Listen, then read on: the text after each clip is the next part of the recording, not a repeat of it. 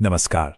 आज हम शासन के एक ब्लूप्रिंट को समझने की कोशिश करेंगे, एक ऐसी जगह के लिए जिसकी पहचान, जिसकी महक उसकी राजनीति पर हावी है। हम बात कर रहे हैं जम्मू और कश्मीर के पांपोर की। ये सिर्फ एक चुनावी विश्लेषण नहीं है, ये वहाँ की ज़मीन, वहाँ के लोगों की कहानी है, आंकड़ों की जुबानी।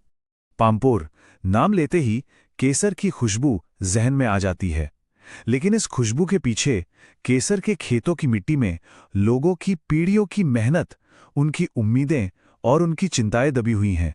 और यही उम्मीदें और चिंताएं जब वोट में बदलती हैं तो वो इस पूरे इलाके का मुस्तकबिल लिख देती हैं। आज हम उसी कहानी को परत दर परत खोलेंगे। तो सवाल ये उठता है, 1 लाख से ज्यादा लोगों का भरोसा कैसे जीता जाए, खासकर तब जब जमीन पर आपके पकड़ लगभग शून्य हो।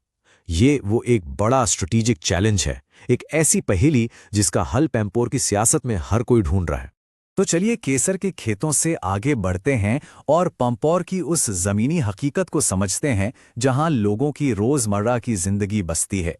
देखिए, जब केसर की पैदावार घटती है तो ये सिर्फ एक आर्थिक नुकसान नहीं है, यह एक पूरी संस्कृति, एक पूरी विरासत पर चोट है। पीढ़ियों से चली आ रही आजीविका जब खतरे में पड़ती है तो वो दर्द, वो असुरक्षा राजनीतिक माहौल को तय करने लगती हैं। ये यहाँ का सबसे बड़ा, सबसे गहरा मुद्दा है। और ये लड़ाई सिर्फ केसर के खेतों तक ही नहीं है। नौजवानों के लिए बेरोजगारी एक बड़ी चिंता है। घर का बजट चला रही गृहिणियों के लिए कमर तोड़ महंगाई एक हकीकत है। बिजली कब आएगी, पानी कब मिलेगा, ये रोज के सवाल हैं।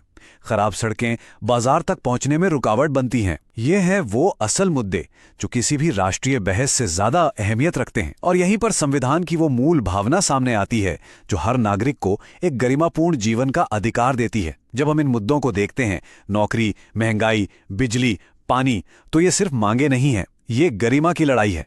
तो ये तो हुई लोगों की बात, उनकी परेशानियां। अब देखते हैं कि ये सब चुनावी नतीजों में कैसे नजर आता है, क्योंकि आंकड़े कभी झूठ नहीं बोलते। चलिए 2024 के जनादेश को डिकोड करते हैं। 45.25%, 45.25%। ये नंबर बहुत कुछ कहता है। इसका मतलब है कि आधे से ज्यादा मतदाता वोट डालने के लिए घर से निकले ही नहीं। ये उदासीनता नहीं है, ये सिस्टम पर भरोसे की एक बहुत बड़ी कमी को दिखाता है। ये एक खामोश लेकिन बहुत मजबूत संदेश है। और जो लोग वोट डालने गए भी, उनका वोट देखिए कैसे बटा हुआ है। जेकेएनसी को करीब 33, जेकेपीडीपी को 27%। किसी भी एक पार्टी को निर्णायक बहुमत नहीं मिला। इसका साफ मतलब है कि यहां एक पॉलिटिकल वैक्यूम है। कोई भी एक दल पूरी तरह से लोगों की आकांक्षाओं का प्रतिनिधित्व नहीं कर पा रहा है, और ये किसी भी नई रणनीति के लिए एक मौका भी है। इस चार्ट को और करीब से देखें। जीतने वाली पार्टी जेकेएनसी का वोट शेयर सिर्फ 33.22% है और जीत का अंतर महज 2763 वोट। इतने कम मार्जिन पर चुनाव तय हो रहे हैं। और सबसे ज्यादा ध्यान खींचने वाली बात यह है कि एक बड़ी राष्ट्रीय पार्टी बीजेपी का वोट शेयर सिर्फ 2% के आसपास है। ये आंकड़ा पांपोर की अनोखी राजनीतिक हकीकत को साफ दिखाता है। ये तो हुई 2024 की बात, लेकिन आज जो हो रहा है उसकी जड़ें अतीत में है। इस जनादेश को पूरी तरह समझने के लिए हमें पांपोर के 40 साल के सियासी सफर को देखना होगा। ये टाइमलाइन देखिए। 1983 में लगभग 84% लोग वोट डालते थे। लोकतंत्र में एक मजबूत भागीदारी थी।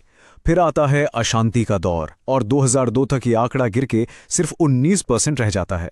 भरोसे का ये टूटना बहुत गहरा है। हालांकि 2014 के बाद इसमें कुछ सुधार हुआ, लेकिन आज भी हम 50% के नीचे अटके हुए हैं। ये दिखाता है कि लोगों और राजनीतिक प्रक्रिया के बीच की खाई अभी भी बहुत चौड़ी है। अब यहाँ की राजनीति का सबसे अहम पहलू समझते हैं। पांपोर की आबादी में लगभग 99.6% मुस्लिम हैं। तो यहाँ की पहचान की राजनीति जाति या धर्म के अंदरूनी भेद पर नहीं टिकी है। यहाँ की सबसे बड़ी लकीर अंदरूनी बनाम बाहरी की है, हमारा अपना बनाम बाहर वाला। और यही वो सबसे बड़ी मनोवैज्ञानिक दीवार है जिसे किसी भी राष्ट्रीय पार्टी को भेदना होता है। वो बाहरी होने का ठप्पा कैसे मिटाएं, यही असली चुनौती है। तो इन सब सियासी समीकरणों के बीच मतदाता की अपनी आवाज क्या है? पांपोर के लोग आखिर चाहते क्या हैं? चलिए अब सीधे उनकी मांगों पर आते हैं। ये एक बहुत ही महत्वपूर्ण बात है जो सीधे मतदाताओं के बीच से निकल कर आई है। राष्ट्रीय मुद्दे एक सबसे बड़ी बुराई के रूप में देखे जाते हैं। इसका मतलब है कि दिल्ली या देश के दूसरे हिस्सों में चल रही बड़ी बड़ी राजनीतिक बहसें यहाँ के लोगों को अपने विकास के रास्ते का रोड़ा लगती हैं। उनका जुड़ाव इन मुद्दों से नहीं, अपनी जमीनी हकीकत से है। और उनकी मांगे क्या हैं? बिल्कुल साफ और सीधी। नौजवानों के लिए रोजगार, महंगाई से राहत, केसर की खेती जो उनकी पहचान है उसे फिर से खड़ा करना, और रोजमर्रा की जरूरतें, बिजली, पानी और बेहतर सड़कें। आप देखिए, इन 5 मांगों में कोई भी राष्ट्रीय या वैचारिक मुद्दा नहीं है। ये विशुद्ध रूप से विकास और आजीविका के मुद्दे हैं। तो अब हमारे पास जमीनी हकीकत है, आंकड़े हैं और लोगों की आवाज है। इन सब को मिलाकर क्या शासन के लिए एक ठोस ब्लूप्रिंट तैयार किया जा सकता है? चलिए डेटा से एक्शन की तरफ बढ़ते हैं। समस्या की जड़ को समझने के लिए इस तुलना को देखिए। एक तरफ है पार्टी का अपना नजरिया और दूसरी तरफ है लोगों के नजरिए का फर्क। पार्टी अक्सर राष्ट्रीय योजनाओं और विकास के बड़े नैरेटिव पर ध्यान देती है, लेकिन लोग अपनी स्थानीय शिकायतों पर अटके हुए हैं। नौकरियां, कीमतें, फसल का नुकसान। पार्टी को लगता है कि एक केंद्रीय कहानी काम करेगी, लेकिन लोग बाहरी एजेंडे पर शक करते हैं। इस खाई को पाटना ही पहली जरूरत है। तो इस खाई को पाटने के लिए एक 4 स्तंभों वाली रणनीति, एक चतुर्मुख सिद्धांत की जरूरत है। पहला, चुनावी रणनीति, यानी सीधे उन लोगों पर फोकस करना जिनकी समस्याएं सबसे बड़ी हैं, किसान और युवा। दूसरा, संगठन, जमीन पर बूथ स्तर पर स्थानीय नेताओं की एक मजबूत टीम बनाना। तीसरा, नैरेटिव, यानी बातचीत का विषय जो सिर्फ स्थानीय कल्याण की हो और वो भी स्थानीय भाषा में। और चौथा, संसाधन। और जब हम डिजिटल आउटरीच की बात करते हैं तो ये याद रखना बहुत जरूरी है कि हम लोगों की निजी जानकारी का सम्मान करें। भारत का अपना डेटा प्रोटेक्शन कानून भी इसी बात पर जोर देता है कि किसी भी नागरिक की जानकारी का इस्तेमाल उनकी सहमति और उनकी प्राइवेसी का ध्यान रखकर ही किया जाए। लेकिन कोई भी रणनीति बिना सही चेहरे के कामयाब नहीं हो सकती। तो एक आदर्श उम्मीदवार कैसा होना चाहिए? सबसे पहली बात, उसकी जड़ें स्थानीय हों, वो पंपोर का ही रहने वाला हो। दूसरी, उसकी छवि साफ सुथरी हो। तीसरा, उसका फोकस विकास पर हो, शायद कृषि या सामाजिक कार्यों का अनुभव हो। और चौथा, वो लोगों से उनकी जबान में, कश्मीरी और उर्दू में बात कर सके। ऐसा उम्मीदवार ही बाहरी वाली धारणा को तोड़ सकता है। तो इन सब आंकड़ों और रणनीतियों से हम कहाँ पहुंचते हैं? आगे का रास्ता क्या है? डेटा से तकदीर तक का ये सफर एक बड़े अवसर की ओर इशारा कर रहा है। और वो अवसर ये है राजनीति की दिशा को बदलने का, शिकायतों और इतिहास की राजनीति से निकालकर उसे शासन और भविष्य की राजनीति की ओर ले जाने का, लोगों के घावों को कुरेदने के बजाय उनके लिए शासन का एक नया मॉडल बनाने का। बातचीत का मुद्दा अब समस्या नहीं बल्कि समाधान होना चाहिए।